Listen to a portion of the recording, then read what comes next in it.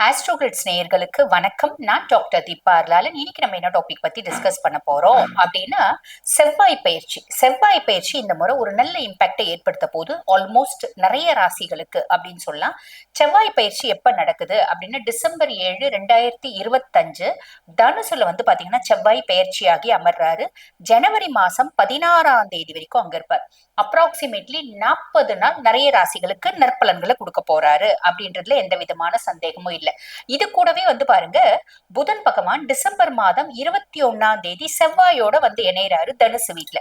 இணைஞ்சு ஏறக்குறைய வந்து பாத்தீங்கன்னா ஜனவரி மாசம் 16ஆம் தேதி வரைக்கும் செவ்வாயோடவே டிராவல் பண்ணுவாரு. இந்த செவ்வாயும் புதனும் கன்ஜங்ஷன் இது வந்து பாத்தீங்கன்னா 18 நாட்கள் இருப்பாங்க. ஆக இந்த 18 நாட்களுக்கு மட்டும் என்ன விதமான பலன்கள், அதே மாதிரி செவ்வாய் மட்டும் தனிச்சு அந்த நாட்களுக்கு என்ன விதமான பலன்கள் அப்படின்றது ரெண்டு பகுதியா நாங்க சொல்ல போறோம். வீடியோவை ஸ்கிப் பண்ணாம பாருங்க, அப்பதான் உங்களுக்கு தெளிவா புரியும். நேரத்தை வீண் பண்ணாம சட்டுன்னு உங்க ராசிக்கு என்ன மாதிரி பலன்கள் வருது பார்த்துடலாம் வாங்க. கன்னி ராசி அன்பர்கள், உங்களுக்கு இந்த முற்பகுதி செவ்வாய் மட்டும் தனிச்சு தனுசு உங்களுக்கு 4ஆம் பாவம் சுக தாயார் ஸ்தானம். இங்க செவ்வாய் வந்து உட்கார்றாரு. ஃபர்ஸ்ட் பிளஸ் என்ன, உங்களோட கம்ஃபர்ட் ஏதோ ஒரு விதத்துல அதிகமாகும். எந்த விதத்துல அதிகமாகும்? இப்போ உதாரணத்துக்கு ஒரு வாடகை வீடு, ஒரு டபுள் பெட்ரூம் வீட்டுல இருக்கீங்க அப்படின்னு வச்சுக்கோங்களேன். சொந்த வீடு ஒரு டபுள் பெட்ரூம் வீடு வாங்கிட்டு போகலாம், அதுக்கான பிராப்தம். இல்லைங்க வாடகை வீடு சிங்கிள் பெட்ரூம் இருக்கும், நாங்க வந்து பாருங்க வேற இடத்துக்கு ரெண்டுக்கு போறோம், இடமாற்றம், இடம் மாறி நாங்க வந்து வேற இடத்துக்கு ரெண்டுக்கு போறோம். அங்க ஒரு பெரிய ட்ரிபிள் பெட்ரூம் வீடு, நல்ல ஒரு போஷான வீடு, எனக்கு நல்ல கம்ஃபர்ட்டா இருக்க வீடு நான் போயிருக்கேங்க, அப்படி ஒரு அமைப்பு. நான் டூ வீலர்ல ஆல்ரெடி போயிட்டு இருந்தேன், இப்ப நான் ஒரு கார் வாங்கியிருக்கேன், அப்படி ஒரு அமைப்பு. இப்ப நான் வந்து பாருங்க ஆல்ரெடி கார் தான் வச்சிருந்தேன், இப்போ ஒரு லக்ஸரியஸ் கார் வாங்கியிருக்கேன், அப்படி ஒரு அமைப்பு. ஆல்ரெடி நான் கார் வச்சிருக்கேங்க, நானே ஓட்டி போவேன், இப்போ ஒரு டிரைவர்னு ஒரு அப்பாயிண்ட் பண்ணிருக்கேன், அந்த அளவுக்கு என்னோட வாழ்வாதாரம் அதிகமாயிருக்கு. இப்படி ஒரு அமைப்பு ஏதோ ஒரு விதத்துல ஒரு பிளஸ் அப்படின்னு சொல்லலாம். சரி, பொதுவா செவ்வாயை பத்தி சொல்லணும் அப்படின்னா அஷ்டமஸ்தானத்துக்கு அவன் தான் அதிபன், லார்ட் ஆஃப் 3 and 8. உங்களோட இளைய சகோதர தைரிய ஸ்தானத்துக்கும் அவன் தான் அதிபன். என்னோட தைரியமும் தன்னம்பிக்கையும் வேற லெவல்ல இருக்குங்க. எனக்கும் என் தம்பிக்கும் பெருசா வந்து மனசு ஒத்து போல, கருத்து வேறுபாடு அப்படின்றது வரதுக்கான வாய்ப்பு உண்டு. சரிங்களா? அதே மாதிரி அப்ப என்ன பண்ணும், தம்பி தங்கச்சினோட சப்போர்ட் வேணும்னா பெரிய லெவல்ல உங்ககிட்ட ஆர்குமெண்ட், சண்டை, பிரச்சனை அப்படின்றது போடக்கூடாது. பிடிச்சா நல்லா பேசுங்க, பிடிக்காட்டி அமைதியா வந்துருங்க. அதே மாதிரி 8ஆம் பாவத்துக்கும் அதிபன் அவன் தான் அப்படின்றதுனால உங்களோட ஒரு ரிலேஷன்ஷிப் இருக்கு அப்படின்னு வச்சுக்கோங்களேன். எங்களுக்கு ஏதுங்க ரிலேஷன்ஷிப், இருந்துச்சுன்னா இருக்குன்னா அவங்களுக்கு தான் இந்த கதை, இல்ல அப்படின்னா நீங்க அதை பத்தி கவலைப்படணும்ன்ற அவசியம் இல்ல. இந்த ஒரு பர்டிகுலர் லைன் உங்களுக்கு கிடையாது, புரியுதுங்களா?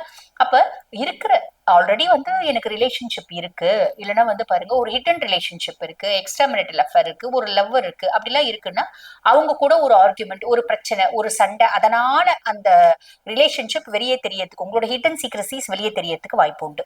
புரியுதுங்களா? சோ ரொம்ப ரொம்ப வந்து பாத்தீங்கன்னா சிம்பிளா சொல்லணும் அப்படின்னா அதனால குடும்பத்துல கருத்து வேறுபாடுகள், வாக்குவாதங்கள் இதெல்லாம் வர்றதுக்கு வாய்ப்பு உண்டு.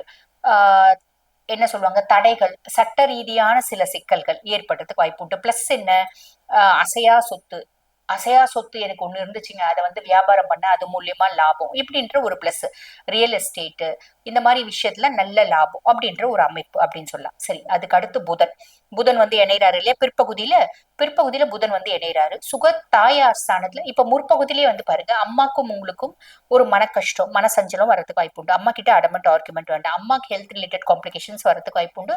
சின்ன சின்ன தொந்தரவு வருது அப்படின்னா கூட உடனே வைத்தியம் அப்படின்றது பண்ணிக்கோங்க. சரி, பிற்பகுதியில புதன் வந்து இணையறாரு. புதன் வந்து பாருங்க லார்ட் ஆஃப் 1 and 10. உங்க ராசியாதிபனே யாரு? புதன் தான். புதன் உச்சமடையக்கூடிய வீடு கன்னி இல்லையா?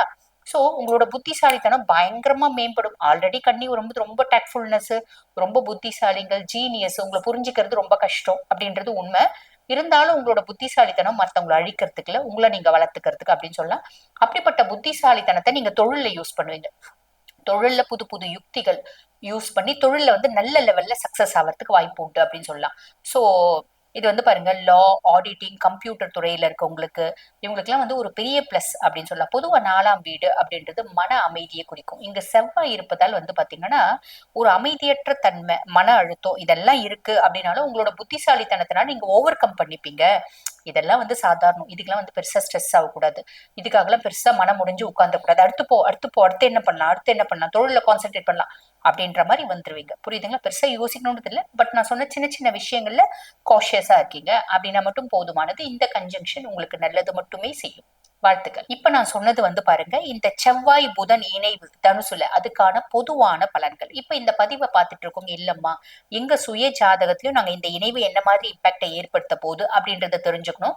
அதுக்கும் மேல நாங்க வாழ்க்கையில பல முக்கியமான விஷயங்களை முடிவெடுக்கும் தருணம் இருக்கும். கல்யாணம், ரெண்டாவது திருமணம், ஹிடன் ரிலேஷன்ஷிப், குழந்தை பாக்கியம், சொத்து வாங்குறது, பூர்வீக சொத்துல பிரச்சனை, இந்த மாதிரி நிறைய காம்ப்ளிகேஷன்ஸ் என்ன நடக்கும் தெரிஞ்சுக்கணும் அப்படின்னு நீங்க விருப்பப்பட்டீங்க அப்படின்னா உங்ககிட்ட நாங்க கன்சல்ட் பண்ணிக்கணுமா அப்படின்னு நீங்க விருப்பப்பட்டீங்கன்னா, நான் பேசிட்டு இருக்கும்போதே எங்களோட வாட்ஸ்அப் நம்பர் கொடுத்துருப்பாங்க, அந்த வாட்ஸ்அப் நம்பருக்கு கால் பண்ணி அப்பாயின்மெண்ட் ஃபிக்ஸ் பண்ணி என்கிட்ட பேசிக்கலாம்.